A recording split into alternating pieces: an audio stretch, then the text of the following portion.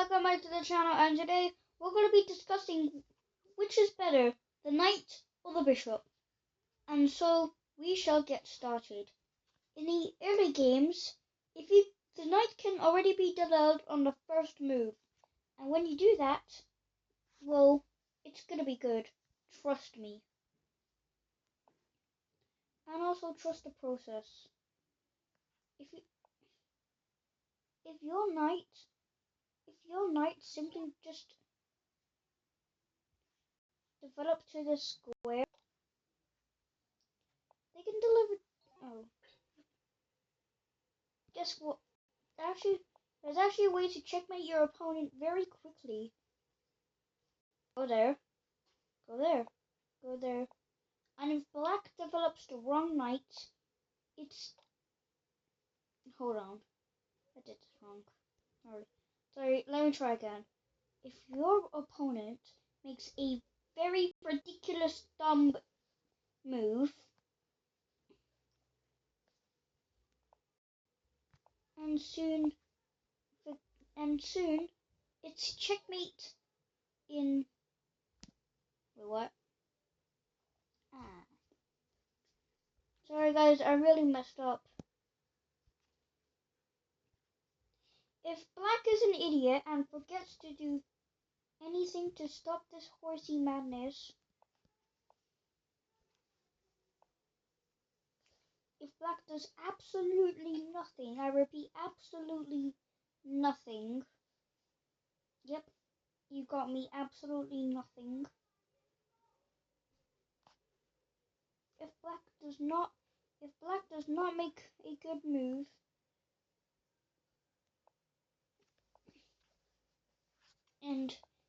and proceeds to just develop knights, white could bring a second knight out, but be careful, so can black. Knights can... There's actually more to the story than we thought. So let's just go back to the way it was before. Pawn, knights, and bishop. King, rook, queen. In the last video, I said the king was worth 4. But then, what is the knight and bishop worth? Because they're both worth 3. So one has to be better than the other. And so we'll find out ourselves. So as you can see, if we just develop our knights can be developed really early in the beginning games. Fun fact for you all is that if a knight does this, they can protect each other. So for example, if one takes one knight, then the other gets taken as well. Or if this knight gets taken, this knight can avenge it. Bishops can't do that. They have to wait until... However, when it comes to two opposite colored bishops, they cannot protect themselves no matter what. And that's such a big flaw. Yep, you heard me, big flaws. That's the first time we'll be hearing this.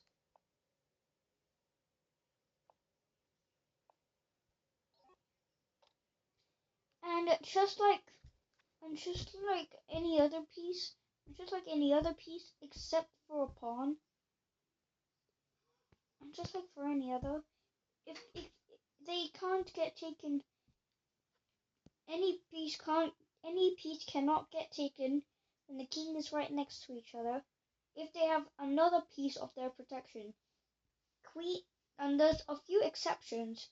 Queen, there's only one of them, but they can promote to a pawn, and it's still pretty good. Kings, you can't have 2 kings, otherwise that's illegal. But bishops, on the other hand, you only get 2 bishops, 2 opposite colored bishops, and so this makes them literally nowhere near a knight. However, later on you'll see how that changes in a moment. Because when checkmating another king, when you checkmating another king, you can checkmate him with 2 bishops. However, this only works if you also have a queen on your side, making bishops checkmate really hard.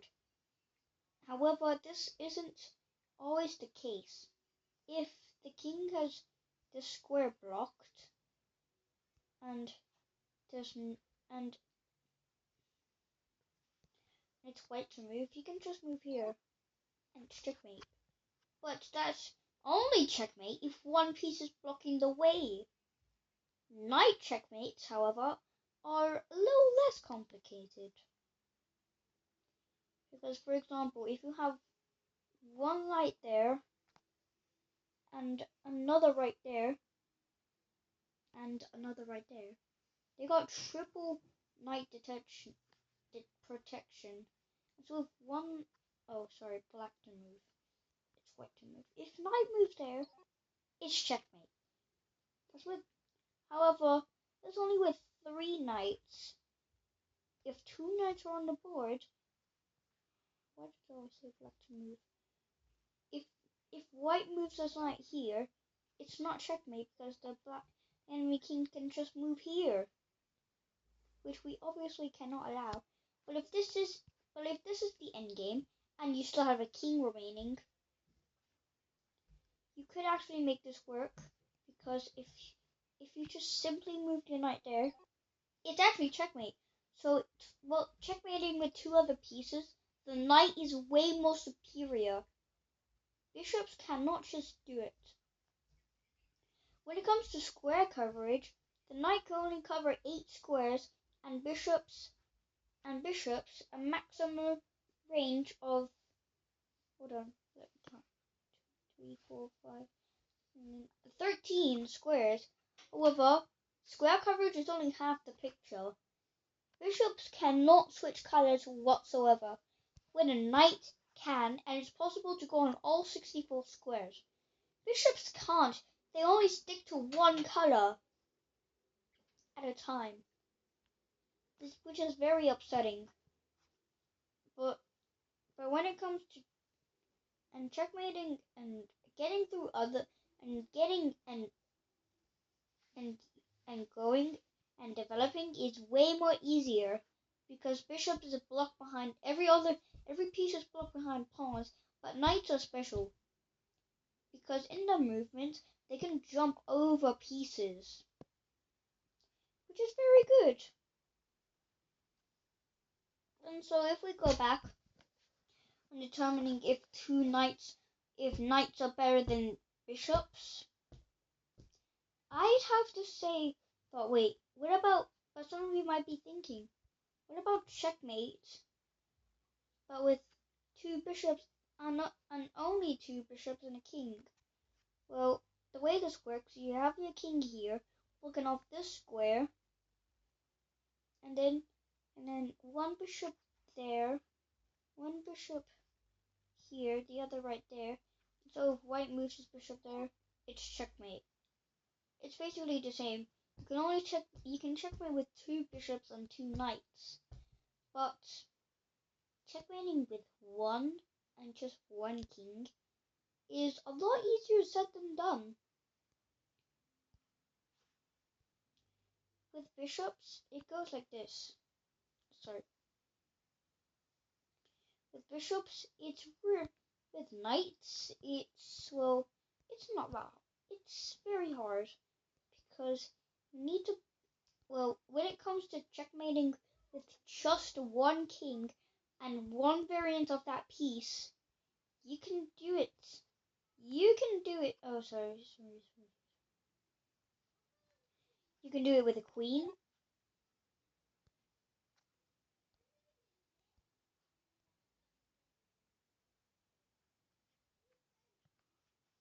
You can do it with a queen or a rook.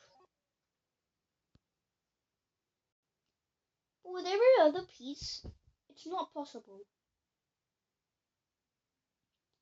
Why am I saying that? Well, checkmating with a king can only work in discovered checks, and you need at least at least a minimum of 6 points in order to checkmate Black King. In order to checkmate your king. Because watch this. White to move. Sorry, white's how it's happening. And move there. It's checkmate. Discovered check with kings. You can only have a minimum of 6 points. When checkmating with pawns alone, with only checkmating with only pawns, and with checkmating with at least the minimum pawns is 2. Checkmating with the minimum knights and a king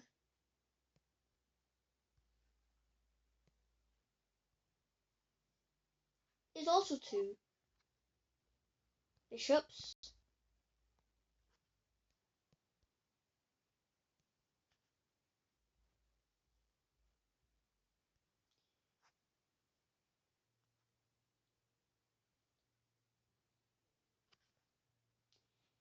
Bishops, you only need 2 of them and a king. When it comes to rooks and queens, they only need 1 of them to checkmate your opponent's king. Just look at this. That's because rooks and queens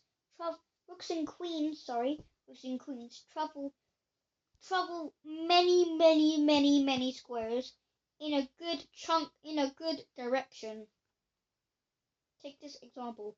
The king is blocked off by the other king, and if the rook just moves there, it's checkmate. Queens are even better than rooks because not only can they do this, they can also do this. They can also do this. Rooks can also do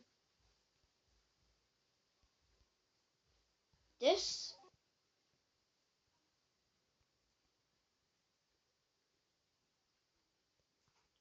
As well as queens. But if we go into this previous position and place a bishop right there, hold on. If we place a bishop right there, it won't work because black is available to go on these 2 squares.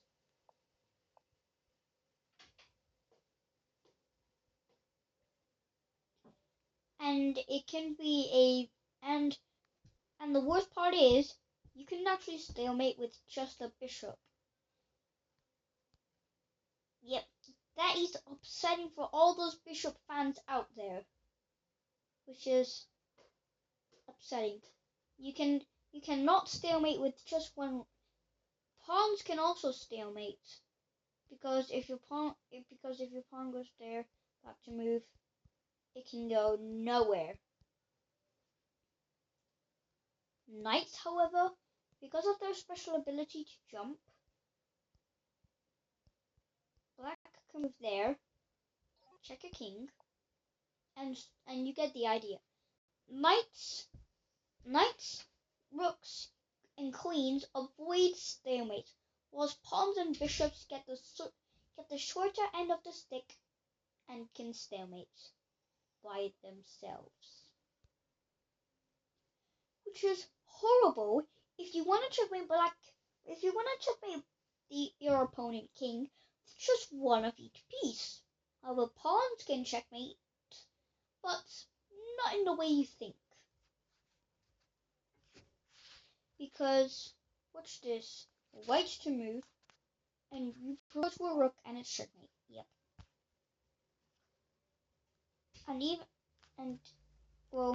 If we go into the move settings, you can see, and even though it counts as a pawn promoting to a rook, it counts as a rook movement, not a pawn movement.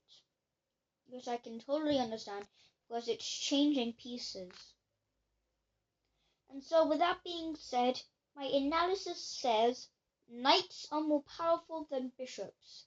Knights are approximately 3.5 points. Bishops are worth 3. Pawns are worth 1. Kings are worth 4. Rooks are worth 5. And queens are worth 9. Even though it says 8. Hope you guys enjoyed this video, and if bishops are stronger than knights or knights are better than bishops. Bye!